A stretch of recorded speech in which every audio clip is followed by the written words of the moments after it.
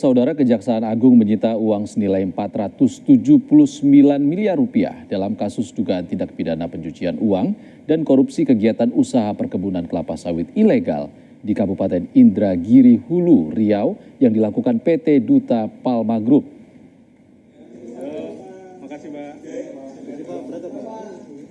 Uang hasil tindak kejahatan ini rencananya akan dikirimkan ke Hong Kong melalui jasa perbankan. Namun penyidik langsung melakukan pemblokiran dan menyita uang ratusan miliar rupiah tersebut.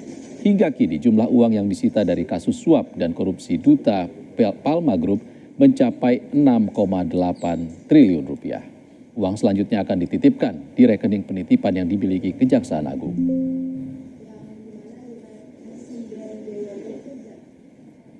Mengirimkan uang yang diduga sebagai hasil kejahatan ini akan dikirimkan ke Hong Kong melalui jasa perbankan.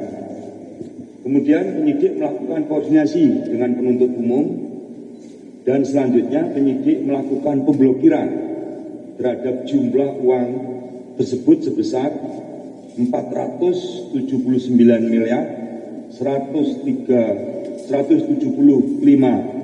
juta 79.148 rupiah. Kejagung menyita uang sejumlah 479 miliar rupiah dari kasus dugaan tindak pidana pencucian uang dan korupsi kegiatan usaha perkebunan kelapa sawit ilegal yang dilakukan PT Duta Palma Group. Penyidik kini sedang mendalami kegunaan uang tersebut yang diduga berasal dari hasil kejahatan. Berikut liputan jurnalis Kompas TV, Claudia Carla dan juru kamera Bodia Vimala dari Gedung Kejaksaan Agung. Saudara, saat ini Kejaksaan Agung melakukan penyitaan kepada sejumlah uang dari anak perusahaan PT Dalmex yang saat ini perkaranya sedang berjalan di pengadilan. Jumlah uang yang disita seperti yang akan diperlihatkan oleh juru kamera saya Bodia Vimala saat ini sejumlah 479 miliar rupiah. Ini merupakan uang yang disita oleh Kejaksaan Agung dari anak perusahaan PT Dalmex yang diduga akan mengirimkan uang tersebut ke Hong Kong melalui jasa perbankan dan diduga uang ini merupakan hasil dari tindak kejahatan.